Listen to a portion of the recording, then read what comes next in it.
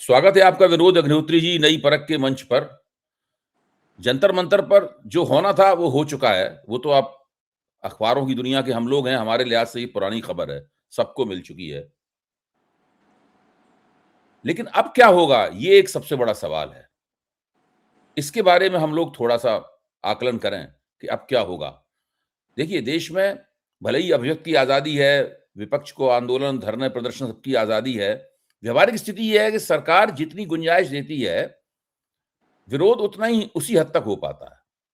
सरकार के पास बहुत से तर्क हैं कि भाई कानून व्यवस्था को खतरा है, शांति भंग होने का खतरा है, सार्वजनिक रूप से हिंसा होने का खतरा है, ये वो करके वो किसी भी कार्यक्रम को इजाज़त देने से इनकार कर सकती है, कि चल रहे कार्यक्रम को बीच में हस्तक्षेप करके उसको तितर-बितर कर सकती है। सरकार के पास बहुत शक्तियाँ हैं। जी। जब लोकतांत्रिक मिजाज की सरकार होती है तो आंदोलन चलते रहते हैं उसके मुकाबले। जो लोकतांत्रिक मिजाज की सरकार नहीं होती है, वो आंदोलनों को एक पल नहीं चलने देती और सरकार तय करती है राजनीतिक रणनीति के हिसाब से कौन सा आंदोलन कितना चलेगा, क्या चलेगा, उसी के हिसाब से हो पाता है। हम लोग तो ये भी जानते हैं कि जो वो वाटर गन छोड़ी जाती है लोगों के ऊपर, जी। आंदोलनकारियों के ऊपर, वो भी पहले से तय होता है कि भाई आज आंदोलनकारी पुलिस वालों से कहते हैं कि आज जरा वाटर कैनन चला दीजिएगा। उससे सीन बहुत अच्छा बनता है, नज़ारा उससे बहुत अच्छा बनता है। और सर्दियों में कभी वाटर कैनन नहीं चलाई जाती, वाटर कैनन केवल गर्मियों में चलाई जाती है। मतलब ये सब राजनीति की हकीकतें हैं, इनको हमें स्वीकार करना चाहिए सबके सामने। अब सवाल ये है कि क्या सरकार कल के दिन भी वहां पर और मजमा बढ़ने देगी जंतर मंतर पर? क्योंकि अगर मजमा जंतर मंतर पर बढ़ता गया तो 20 तारीख को जितने भी लोग वहां पे हों, 1000, 2000, 5000, 10,000, वो जी। लोग एक बार कोशिश जरूर करेंगे संसद की तरफ मार्च करने की, विनोद बिल्कुल। जी। और जब वो संसद की तरफ मार्च करने की कोशिश करेंगे तो वो सरकार के लिए, प्रशासन के लिए मुश्किल होगी। जी। और जब उनको रोका जाएगा तो उससे कुछ ऐसी परिस्थिति पैदा हो सकती है जो किसी राजनीतिक उत्तेजना, राजनीतिक आंदोलन के लिए ट्रिगर पॉइंट का काम कर दे भविष्य के लिए। चीजें आप हाथ में नहीं रह सकती हैं। जी। तो मेरा आकलन तो कहता है कि सरकार कल तक जंतर मंतर को साफ कर देगी, आंदोलनकारियों को वहां से हटा देगी सरकार। उसके लिए कोई भी उसे हथकंडा अपनाना पड़े। आज भी वो जब सोनम वांगचुक को उठाने गए थे तो वो मेडिकल टीम का भेष रख के गए थे, आप सोचिए। फिर वो मेडिकल टीम वाले जो हैं वो बाद में अभिजीत दीपके के मुंह पे मुक्के मारते हुए नजर भी आए, उनका मुंह दबाकर। ये सब भी सीन देखने को हम लोगों को मिले। तो आपको क्या लगता है कि सरकार क्या रणनीति अपनाएगी? या जैसे कुछ लोग, हमारे साथियों को मानना यह है कि वहां पर लोगों को, आंदोलन को सरकार जारी रखना ही सरकार अपने लिए बेहतर मान रही है, तो वो किसी न किसी रूप में आंदोलन को वहां पर जारी रखेगी वहां पर। और एक एक दूसरी राय ये है कि नहीं, जारी रखने से सरकार को नुकसान हो सकता है, इसलिए वो उनको हटा दिया जाएगा। देखिए अभय जी, इस आंदोलन की पृष्ठभूमि में हमको जाना पड़ेगा, तब हम इसका सही विश्लेषण कर सकेंगे। जरूर। देखिए नीट, ये सुप्रीम कोर्ट के चीफ जस्टिस साहब सूर्यकांत जी ने एक टिप्पणी की जिसमें उन्होंने कॉकरोच शब्द इस्तेमाल किया कि मीडिया में, इसमें सिविल सोसाइटी में, सोशल मीडिया में कुछ लोग घुस आए हैं जो कॉकरोच की तरह है, उन्होंने इस्तेमाल किया। उसके बाद तुरंत अमेरिका में बैठे अभिजीत दीपके ने एक कॉकरोच जनता पार्टी लॉन्च कर दी, उस पर ट्विटर पर, एक्स पर और इंस्टाग्राम पर। अब उसके देखते देखते 1.5 करोड़ फॉलोअर हो गए, जो भारतीय जनता पार्टी और कांग्रेस के सोशल मीडिया के फॉलोअर से भी ज्यादा हो गए। और एकदम से ऐसा लगा कि पता भूचाल आ गया। ये चल ही रहा था। इसी बीच नीट का जो है वो रिजल्ट, वो क्या कहते हैं, पेपर लीक हुआ और वो परीक्षा जो है उसको लेके छात्रों का भविष्य अधर में लटक गया, परीक्षार्थियों का। और वो एक मुद्दा, कई बच्चों ने, 20-22 बच्चों ने आत्महत्या कर दी, दुखी पर परेशान होकर, हाथ होकर के। और उस मुद्दे को कांग्रेस ने, खासकर राहुल गांधी ने अपने हाथ में ले लिया। और राहुल गांधी उस पर मुखर होकर के आए। उन्होंने सबसे पहले शिक्षा मंत्री का इस्तीफा मांगा, उन्होंने बयान दिए और साथ ही साथ उनके निर्देश पर एनएसयूआई यूथ कांग्रेस ने देश के 50 शहरों में करीब करीब जो है बड़े जबरदस्त प्रदर्शन शुरू कर दिए। और वो लगा कि ये आंदोलन, एनएसयूआई और कांग्रेस पार्टी जो है, यूथ कांग्रेस, इसको एक बड़ा आंदोलन युवाओं का बना देगी। इस बीच सरकार ने डैमेज कंट्रोल के लिए तुरंत नीट की परीक्षा दोबारा करने की घोषणा की और उस पर लग गई। कांग्रेस जनता पार्टी के अभिजीत दीपके ने इस मुद्दे को लपक लिया तुरंत।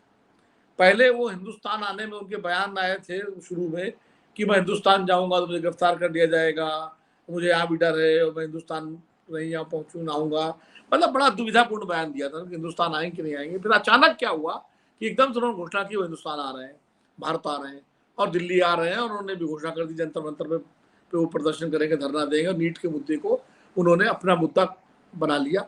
और वो आए हवाई अड्डे पर, दिल्ली पुलिस ने उनको वहाँ उनका स्वागत किया, दिल्ली पुलिस की गाड़ी में बैठ करके वो आए। उसके बाद उनको परमिशन मिलती है, जंतर मंतर पे आते हैं, उनके समर्थन में 5-7 हज़ार 10,000 लोग इकट्ठा होते हैं और उसमें अच्छी भीड़, ठीक ठाक भीड़ होती है। उसके बाद एक भाषण होता है और सोनम वांगचुक भी आते हैं, और सोनम वांगचुक के बाद फिर ये घोषणा हो जाती है कि अगले सैटरडे फिर आएंगे, और इस तरह धीरे धीरे वो आ जाते हैं। और ये आंदोलन अब फिर वहाँ धरना शुरू हो जाता है। धरने के कुछ दिनों बाद सोनम वांगचुक अनशन पर बैठ जाते हैं। उधर अपना एनएसआई और यूथ कांग्रेस का पत्र लिख रहा था। राहुल गांधी घोषणा करते हैं कि हमको जो है 4 शहरों में छात्रों की गूंज कार्यक्रम लॉन्च करते हैं, कोटा से शुरू करते हैं और फिर इलाहाबाद, पटना और दिल्ली का बाद में देहरादून में जुड़ गया। फिर एक समय आता है कि 15-20 दिन के लिए राहुल गांधी बाहर चले जाते हैं, और ये कांग्रेस जनता पार्टी के लोग और सोनम वांगचुक का अनशन जो है वो बिल्कुल सुर्खियों में आ जाता है। अब आप देखिए कि इसका मतलब क्या है। आप भी इतना समय से सक्रिय सामाजिक जीवन में आप रहे हैं, पत्रकारिता में भी रहे हैं, और आप जानते हैं अगर एक उद्देश्य के लिए आंदोलन हो रहा है तो बेहतर तो ये होता कि जब कांग्रेस जनता पार्टी के संस्थापक अभिजीत दीपके जो है वो हिंदुस्तान आए तो आके उनको राहुल गांधी नेता विपक्ष से उनसे मिलना चाहिए था, और मिल के कहते भाई बड़ा मुद्दा आपने उठाया और हम भी इस मुद्दे को ज्वाइन करना चाहते हैं, और हमारी भी जो फॉलोइंग है, जो हमारे यूथ के समर्थक लोग हैं वो भी जुड़ना चाहते हैं, तो ऐसा करते हैं कि इसका एक ज्वाइंट हम लोग प्लान करते हैं, क्योंकि छात्रों का, युवाओं का मुद्दा है और इसको हम लोग ज्वाइंट तो ताकत बनती है आंदोलन की। हो सकता है विपक्ष के दूसरे दल भी आ जाते हैं। आप याद कीजिए अभय जी, आप तो उस वक्त दौर में आपको याद होगा, मुझे भी याद है, गुजरात का छात्रों का आंदोलन, नवनिर्माण आंदोलन जो मेस के उससे शुरू हुआ था, वो जब पटना पहुंचता है तो पटना के सारे राजनीतिक दल इकट्ठे होकर के जयप्रकाश जी के पास जाते हैं और उनसे कहते हैं आप इसका नेतृत्व करिए। यानी ये नहीं होता है कि जनसंघ जो है का जो छात्र संघ है, विद्यार्थी परिषद, वो अपना अलग तंबू लगा दे, वो एसएफआई या एसएफएल अलग लगा दे, समाजवादी यूनियन सभा अलग लगा दे। सारे युवा संगठन मिल करके एक मंच पर आते हैं और जेपी से आग्रह करते हैं कि आप आइए, और वो आंदोलन एक बड़ा राजनीतिक आंदोलन बन जाता है इंदिरा गांधी की सरकार के खिलाफ, और देर सवेर फिर इमरजेंसी लगती है और पूरा इतिहास आपके सामने है। एक ही मुद्दे के लिए, यानी नीट का मुद्दा है, उस पर आपको अगर करना था और धर्मेंद्र प्रधान के इस्तीफे के लिए दबाव बनाना था तो मिलजुल के करते। उस पर अगर राहुल गांधी मना करते कि ठीक है भाई हमें आपके साथ नहीं ज्वाइन करना है, हम तो अपना अलग करेंगे, तब राहुल गांधी पर जिम्मेदारी आती कि इसका मतलब आप अपने मुद्दे के प्रति ईमानदार नहीं है। और ये लोग जाके बैठ गए और ये भी घोषणा कर दी कि हमें किसी राजनीतिक दल करनी चाहिए, ये तो अराजनीतिक आंदोलन है, गैर राजनीतिक, नॉन पॉलिटिकल है। एक तरफ तो आप पॉलिटिकल पार्टी बना लिया आपने, कांग्रेस जनता पार्टी, दूसरा आप कह रहे हो कि हम नॉन पॉलिटिकल है, ये कैसे होगा? नंबर 1। नंबर 2, ये जो फैशन जो आ गया ना 1980 के मिड के बाद से, हर आंदोलनकारी जो है वो अराजनीतिक, किसान आंदोलन में महेंद्र सिंह टिकैत से लेके सब अपने को नॉन पॉलिटिकल कहते थे। अभय जी, नॉन पॉलिटिकल आंदोलन कोई सफल हुआ है? नहीं है। कोई हमेशा देश में बड़े आंदोलन वही हुए हैं जो राजनीतिक दलों के नेतृत्व में हुए हैं, चाहे वामपंथी दलों के नेतृत्व में हो, चाहे दक्षिणपंथी दलों के नेतृत्व में हो। आजादी का आंदोलन कांग्रेस पार्टी के नेतृत्व में लड़ा गया, बड़ा एक राजनीतिक पार्टी थी। उसके बाद खेती के, किसानों के तमाम मुद्दों के आंदोलन समाजवादियों ने लड़े, समाजवादी पार्टी की लीडरशिप में हुआ, या कम्युनिस्ट पार्टियों की किसान सभाएं थी वो लड़ी। और राम मंदिर का आंदोलन जो सबसे एक बड़ा आंदोलन था, कोई सहमत हो या असहमत हो, लेकिन एक जन आंदोलन बन गया था। वो भी तब जन आंदोलन बना जब उसको भारतीय जनता पार्टी ने अपने एजेंडे में शामिल किया, एक पॉलिटिकल पार्टी ने लिया। तो ये जो अराजनीतिक वाला फैशन है ना, ये मुझे लगता है ये बड़ा भ्रमपूर्ण है। कोई अराजनीतिक कैसे होता है? अगर आपका मुद्दा एक है तो आप बिल्कुल लड़िए, कहेगा। एक राजनीतिक दलों को दूर करने का मतलब है कि आप एक बहुत बड़ी जमात को दूर कर रहे हैं। उनकी एक फॉलोइंग है, उनका एक कैडर है, उनका एक समर्थक वर्ग है, उसको आप दूर करते हैं और कहते हैं यार ठीक है। ऐसे नहीं होता भाई। तो आप बैठ गए। उसके बाद सरकार जो है उसने बिल्कुल वहां पुलिस लगा दी और आंदोलन से कोई बात ही नहीं की, पूरी तरह से उपेक्षा की, पूरी तरह अनदेखा किया। और यही नहीं, जो सत्ताधारी पार्टी है उसके तमाम लोगों ने सोशल मीडिया पर सोनम वांगचुक के खिलाफ भी लिखना शुरू कर दिया। उन्हें चीनी एजेंट तक बताना शुरू कर दिया, जैसे किसान आंदोलनकारियों को खालिस्तानी कहा जाता था। और ये सब शुरू हो गया। सोनम वांगचुक की हालत बिगड़ने लगी, तब ये अपील की गई विपक्षी नेताओं से कि उनको आना चाहिए, राहुल गांधी क्यों नहीं आ रहे हैं, फलाने क्यों नहीं आ रहे हैं। खैर विपक्षी कई नेता गए भी, अरविंद केजरीवाल गए वहां पर, डिम्पल यादव गई, लेफ्ट पार्टीज के लोग गए, संजय सिंह गए, और कांग्रेस ने भी फिर पवन खेड़ा को भेजा। बजाय ये कहने की सरकार क्यों नहीं आ रही है, आप कटघरे में खड़ा कर रहे हैं राहुल गांधी को। आंदोलन जब आप कर रहे हैं, सरकार आगे बात करे ना, सरकार का कोई प्रतिनिधि आगे बात करे, या तो जो है कोई मंत्री आए, जैसे अन्ना आंदोलन के दौरान सरकार के मंत्री आते थे ना बात करने, रीच आउट करते थे, चाहे वो जंतर मंतर पर अन्ना जी बैठे तब, या रामलीला मैदान में बैठे तब भी। कपिल सिब्बल, चिदम्बरम, ये सारे मंत्री जो है रीच आउट कर रहे थे। आप देखिए उस समय तो ये रामदेव के आंदोलन के लिए 5-5 मंत्री एयरपोर्ट पहुंच गए थे लेने उनको। तो यहाँ तो सरकार का मंत्री तो छोड़िए, सिपाही, एक पुलिस दरोगा तक नहीं आया बात करने सरकारी तरफ। एक कोई मतलब लोकल प्रशासन का अधिकारी भी नहीं आया, शिक्षा विभाग का कोई इंस्पेक्टर भी नहीं आया कि तो तब लगा कि आंदोलन क्या होगा।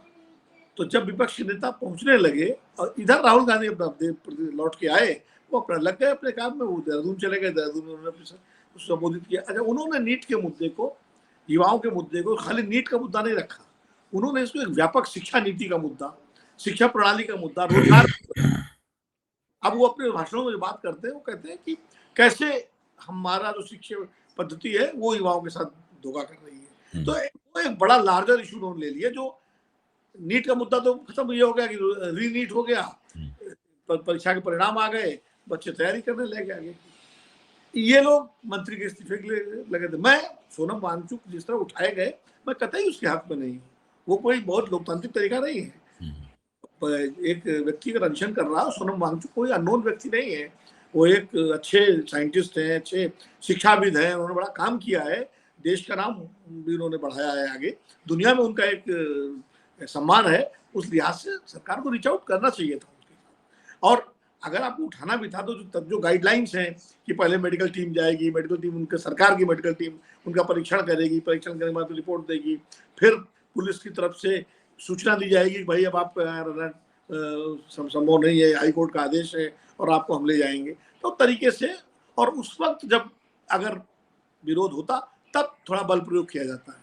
ये नहीं होता है कि एकदम से कुछ लोग पहुंचे हैं बिना वर्दी के, सादे कपड़ों में, और चद्दर ढक लें और जैसे कोई सामान उठाया जाता है उठा के चल दें। और ये मतलब तरीका बिल्कुल उचित नहीं था। मैं तो, लेकिन मैं दोनों चीजें से कर रहा हूँ। अब बड़ी दिलचस्प बात अब ये है कि वो जो एक इंडियन एक्सप्रेस का जो इंटरव्यू सौरभ द्विवेदी का जो है, उसमें जो सोनम वांगचुक की बातचीत है, उसमें वो उद्धृत कर रहे हैं कि लद्दाख के उपराज्यपाल। आपने भी सुना है वो इंटरव्यू? मैंने भी सुना है जी। आपने सुना होगा जी। तो मुझे राह से नहीं समझ में आ रहा कि इसमें वो कह रहे हैं कि उन्होंने मुझे विवश किया और मैं जुड़ा, और मैं तो खैर विवश हो सकता है, भाषा का एक शब्द जो है उसका मैं बेनिफिट ऑफ डाउट दे सकता हूँ, लेकिन इतना तो माना जा सकता है कि विवश की जगह ये होगा उन्होंने सलाह दी या उन्होंने सुझाव दिया। मतलब उसमें लेफ्टिनेंट गवर्नर विनय कुमार सक्सेना की भूमिका निकल कर आ रही है, मतलब जो कि बहुत आश्चर्यजनक है और संदिग्ध है, क्योंकि उनका जो किरदार दिल्ली में निकल के आया था वो भी बड़ा अजीबोगरीब किस्म का था। हाँ, और वैसे भी जब सरकार के ही खिलाफ एक मंत्री का इस्तीफा लेके अगर आंदोलन हो रहा है तो उसमें एक सरकारी एक उपराज्यपाल का नाम आना, और सोनम वांगचुक ने लिया उसको, और उसका कोई डिनायल भी नहीं आया है एलजी साहब की तरफ से कि भाई कोई डिनायल आ गया और नहीं ये गलत कह रहे हैं, हमारी तो कोई मुलाकात ही नहीं हुई, इस तरह का कुछ आए तो भी समझ में आए। तो ये समझ में नहीं आता है क्या मसला क्या है, क्योंकि अभिजीत दीपके को लेकर के कई तरह के शंकाएं सोशल मीडिया में और तमाम सारे एक्टिविस्टों के बीच में रही हैं।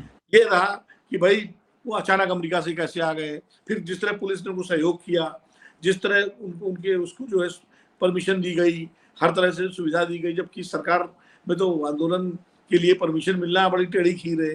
वो सब लोगों को तो उसमें एक शंका बनी, और उनका पहले पुराना कोई क्रेडेंशियल भी नहीं था। वो आम आदमी पार्टी के सोशल मीडिया विंग के कुछ कार्यकर्ता थे, उसके बाद अमेरिका चले गए थे पढ़ने। उनका पहला कोई, जैसे अरविंद केजरीवाल और अन्ना आंदोलन जब बैठे थे धरने पर, तो उनके पुराने क्रेडेंशियल्स थे। भाई अरविंद केजरीवाल एक आरटीआई एक्टिविस्ट थे, वो मैग्सेसे पुरस्कार जीत चुके थे। उसके बाद अन्ना जो है महाराष्ट्र में कई आंदोलन कर चुके थे। प्रशांत भूषण उसमें थे, जो नामी गिरामी एक देश के ह्यूमन राइट एक्टिविस्ट थे और वकील हैं। शांति भूषण जी थे, जो पूर्व कानून मंत्री थे। स्वामी अग्निवेश थे, जो अंतर्राष्ट्रीय स्तर पर ख्याति प्राप्त मानवाधिकारवादी थे। किरण बेदी थी पूर्व, तो जस्टिस संतोष हेगड़े थे, उसमें वो लोग थे। योगेंद्र यादव को भी आप जोड़ सकते हैं। तमाम लोग थे जो जिनका पहले से एक क्रेडेंशियल था, आप सहमत हो, लेकिन नॉन लोग थे। इसमें तो सिवाय सोनम वांगचुक के, सोनम वांगचुक इसीलिए अगर अभिजीत दीपके अकेले ये आंदोलन कर रहे होते तो शायद इतनी चर्चा नहीं होती। जंतर मंतर पर तमाम सारे संगठन आके धरना देते, प्रदर्शन करते और लौट के चले जाते हैं, कोई नहीं पूछता। अभी कल जो है वो बिहार में जिसका एनकाउंटर हुआ भरत तिवारी का, उसको लेकर के काफी बड़ी संख्या में लोग आए, वहीं बगल में उन्होंने प्रदर्शन किया, उन्होंने धरना दिया 4-5 घंटे और चले गए। कहीं अखबारों में, मीडिया में कोई खबर है? जरा सी खबर कुछ अखबार में छपी है, जबकि उसमें काफी बड़ी संख्या में लोग थे, बिहार से आए थे और तमाम, लेकिन कोई खबर नहीं है। तो सोनम वांगचुक जब इस आंदोलन से जुड़ते हैं तो इस आंदोलन को एक सैंक्टिटी मिलती है, एक आकर्षण का केंद्र बनते हैं, और वो आकर्षण का केंद्र बन के इसको एक पैरेलल आंदोलन, एक तरफ राहुल गांधी का, कांग्रेस का आंदोलन चल रहा है नीट पेपर लीक के खिलाफ और शिक्षा व्यवस्था को लेकर के, दूसरी तरफ उसके समानांतर ये आंदोलन खड़ा हो जाता है, जिसका सबसे प्रमुख चेहरा सोनम वांगचुक बन जाते हैं। तो सोनम वांगचुक कैसे बने? अब अगर जो उपराज्यपाल जी की बात वो जो कह रहे हैं, बता रहे हैं, तो क्या उनको भेजा गया, क्या बनाया गया, क्या किया, ये सब सारे जांच का विषय है। इन पे मैं कोई अपनी वो राय नहीं दे सकता, क्योंकि मेरे पास कोई किसी तरह की जानकारी नहीं है।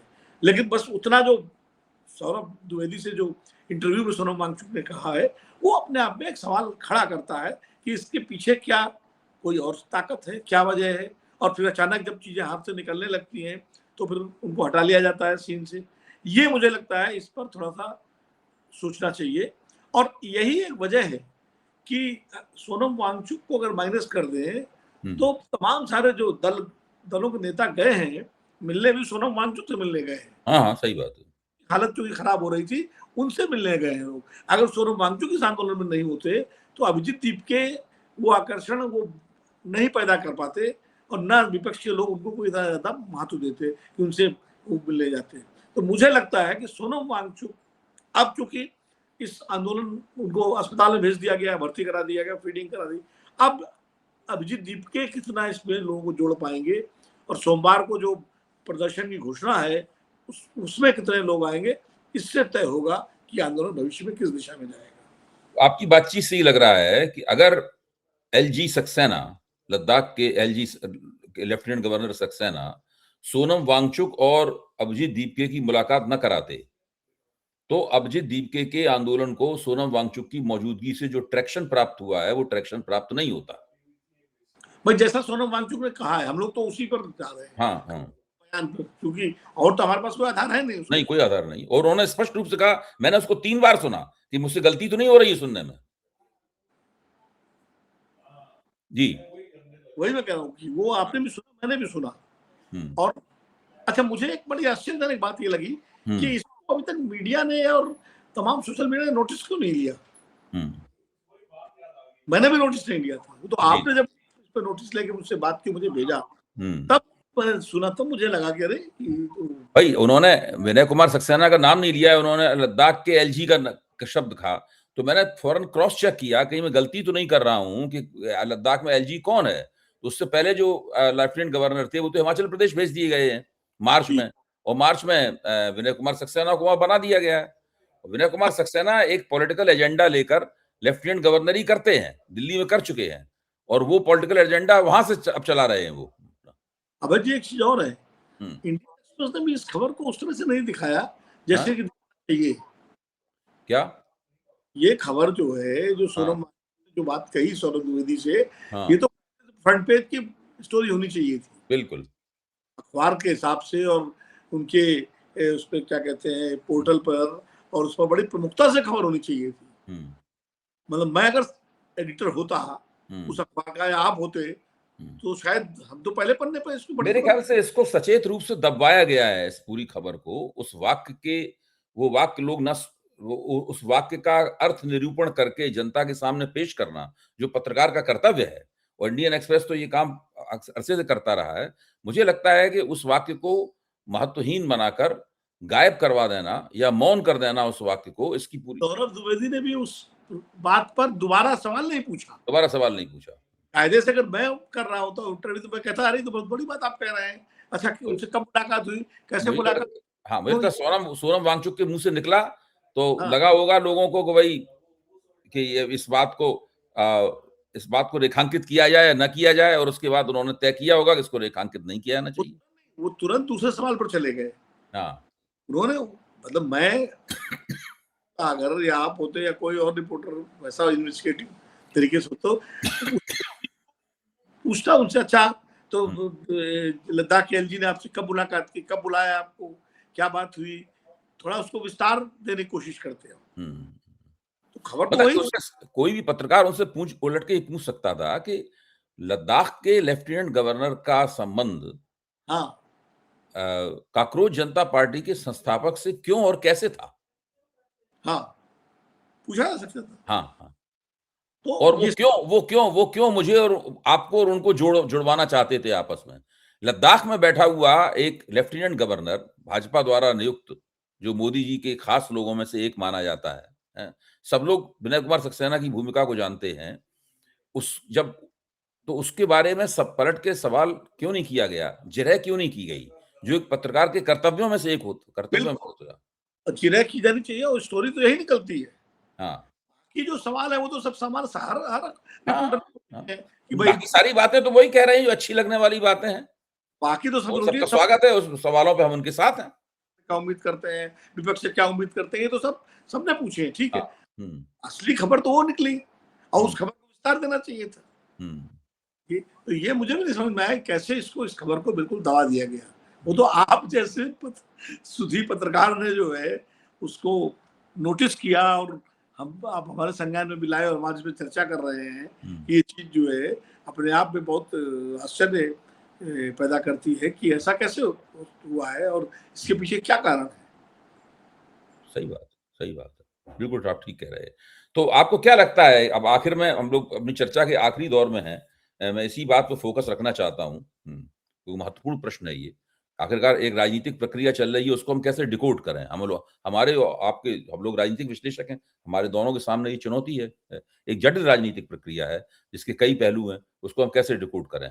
तो क्या सरकार क्या अब इनको 20 तारीख तक बैठने देगी, या कल कल का दिन बीच में है 19 तारीख को, जब हम लोग 18 तारीख को ये प्रोग्राम रिकॉर्ड कर रहे हैं, या सरकार इनको रफा-दफा कर देगी इनको? क्योंकि सरकार के हाथ में होता है। देखिए, ऐसा है कि सरकार देखेगी कि इसका इम्पैक्ट क्या हुआ है। हुँ, सो सोनम वांगचुक को गिरफ्तार तो किया नहीं गया है। नहीं, नहीं, उनको सर नहीं। अस्पताल में इलाज के लिए और फीडिंग के लिए भर्ती करा दिया गया, जो उनकी जीवन रक्षा के उद्देश्य से जो हाईकोर्ट का आदेश था। हुँ, तो वो सरकार ने कर दिया, पुलिस ने कर दिया, दिल्ली पुलिस ने। हुँ, बाकी अभिजीत दीपके ने घोषणा कर दी कि मैं अनशन करूंगा। अच्छा, हुँ, एक कोई लड़की है कार्यकर्ता नेहा, नेहा, उनका हाँ, का, आयशा की। हाँ, और भी कई लोग समर्थन में उनके बच्चे अनशन कर रहे हैं। एक हुँ, बच्चे की तबीयत खराब हुई थी तो उसको ले गया गया था हुँ, अस्पताल। हुँ, तो क्या सरकार, अभी तक तो खबर ऐसी कोई आई नहीं है कि इनको हटा दिया गया हो, हुँ, कि कह दिया गया भैया हटो यहाँ से, वो तो आई नहीं है। अब क्या इनके इनके अनशन अगर अभिजीत दीप के बैठ जाते हैं, और हुँ, क्या सरकार वो अनशन होने चलने देगी, हुँ, और ये सब जो चल रहे हैं, और कोशिश होगी कि सोनम वांगचुक दोबारा ना आए। हम्म, वो तो जब सोनम वांगचुक नहीं आएंगे तो सरकार में हमें लगता है ये आकलन किया जा रहा होगा कि लोगों का क्या रिस्पॉन्स है। हम्म। अगर मान लीजिए 100, 200, 400, 500, 1000, 2000 लोग आते भी हैं तो सरकार के लिए कोई चिंता की बात नहीं। तो लेकिन सरकार संख्या बढ़ती है। अपने आप जो है डाई डाउन हो जाएगा या अपने आप जो है ठंडा हो जाएगा। लेकिन अगर संख्या में लोग आने लगते हैं इस रिएक्शन में, क्या सोनम वांगचुक को गलत गिरफ्तार वो कर हटाया गया, और जैसा कि इनकी अपील भी है, मैंने देखा था, एक वीडियो देख रहा था कि मेट्रोज में जाके इस आंदोलन के कार्यकर्ता लोगों को प्रेरित कर रहे हैं कि भाई आप निकलिए 20 तारीख को पार्लियामेंट के लिए। इनके जो एक्टिविस्ट हैं वो जो मेट्रो बस ट्रेन से में मेट्रो सर्विसेज उसमें जा करके बाकायदा उनसे बात कर रहे हैं लोगों से, और लोगों को कर रहे हैं। तो क्या उस सब का असर पड़ के 10, 15, 20,000, 25,000 लोग सोमवार को इकट्ठा होते हैं और बड़ी संख्या में पुलिस के लिए चुनौती बनते हैं, तो सरकार इसका आकलन करेगी। जी जी, हमें तो ये लगता है। तो अभी कल तंत्र है, आईबी है, तमाम सारे, तो इसका पता करेंगे। अच्छा, देशव्यापी क्या असर होता है। जैसे जब अन्ना को आप याद करिए, एक दिन के लिए 15 अगस्त राजघाट से ध्यान लगाने के बाद वो अड़े हुए थे जाने लिए जंतर मंतर, तो उनको पकड़ा गया था, पकड़ के तिहाड़ जेल भेजा गया था, और अरविंद केजरीवाल भी उनके साथ गिरफ्तार हुए थे, वहीं उन्होंने अनशन शुरू किया था। उसके बाद अगले दिन उनको, तब उसके रिएक्शन में देश में कई जगह लोग पार्कों में धरने और अनशन में बैठ गए थे। तो तत्कालीन सरकार ने तुरंत को लगा कि बड़ा मामला है, उन्होंने तुरंत अन्ना जी को रिहा कर दिया और परमिशन दे दी रामलीला मैदान में। जी जी जी, ये तो सरकार ये भी देखेगी क्या इसका क्या रिएक्शन होता है। जैसे रामदेव जब आगे रामलीला मैदान में बैठे थे, और उसके बाद जब तमाम बातचीत की कोशिश की गई उनसे, कपिल सिब्बल ने बात की, सब किया, लेकिन वो जब नहीं माने तो उन पर आधी रात को लाठियां चली थी पुलिस की। और जिसको याद होगा वो सलवार कुर्ता पहन करके और वैसे भागे थे, सारा उनका वीडियो आया था। तो उसका भी उस सरकार ने आकलन किया था कि सब देशव्यापी रिएक्शन क्या होता है। तो दो दिन कुछ जगह कहीं रास्ता जाम किया गया, सड़क जाम की गई, थोड़ा बहुत रामदेव जी के समर्थक लोगों ने किया, लेकिन बाद में अपने आप डाई डाउन हो गया, उसमें कोई निकला ही नहीं बाहर। तो सरकार निश्चिंत हो गई कि ठीक है, और वो रामदेव गिरफ्तार भी हो गए, फिर उनका बीमार पड़ गए, फिर उनका इलाज कराया गया, वो कहानी खत्म हो गई। इसमें भी सरकार ये देखेगी, ये सरकार तो ज्यादा इस मामले में सख्त है, ज्यादा कठोर है। मनमोहन सिंह की सरकार तो बहुत उदार या विपक्षियों से कमजोर सरकार कहते थे, हम लोग जो है उसको उदार सरकार कहते हैं, लेकिन वो काफी ढीली ढाली सरकार थी इस मामले में। इसमें तो ये सरकार तो देखेगी इस चीज को कि इसका बाहर क्या असर पड़ता है और दिल्ली में क्या असर पड़ता है। ठीक कहा आपने। बहुत बहुत धन्यवाद विनोद जी, बहुत सुंदर चर्चा हुई, और मेरे ख्याल से मसला पेचीदा है और इसको धीरे धीरे करके हम लोगों को समझना पड़ेगा। हम लोग वो सब गलतियां नहीं कर सकते जो हमने भ्रष्टाचार विरोधी आंदोलन में आकर की थी, विश्लेषण की गलतियां। वो गलतियां करने के लिए अब दोबारा एक जीवन में ऐसी गलती दोबारा नहीं की जानी चाहिए, मेरा मानना ये है। एक बार का पश्चाताप ही पर्याप्त है। मैं आपको एक चीज बताऊं, जो हमारी जो प्राइम खुफिया एजेंसी है रॉ, उसके जो संस्थापक थे RN काओ, एक तरह से भारतीय खुफिया तंत्र, भारतीय खुफिया तंत्र का वो पितामह है। हाँ, बिल्कुल है, बिल्कुल है, पुरुष है। वो मालूम क्या कहते थे, अगर आप किसी के बारे में उनको बताइए जाके कि साहब फला आदमी के बारे में बताना चाहता हूँ, और आप परिचय देने लगे फला ये आदमी है, तो कहते ये सब मत बताओ, ये तो सब पब्लिक डोमेन में है कि वो कहाँ से रहने वाला है, किसका लड़का है, क्या कितनी क्वालिफिकेशन है, वो बताओ कि उसके पीछे क्या है, उसके पीछे क्या है। तो ऐसे ही हम लोगों को भी अपने विश्लेषण में कहा है, उसकी बजाय उसके पीछे क्या है, पर ध्यान देना चाहिए। बिल्कुल ठीक कहा, बहुत कोई भी घटना, बिल्कुल एकदम बहुत ही बढ़िया बात आपने कही, याद रहेगी मुझे। धन्यवाद। नमस्कार।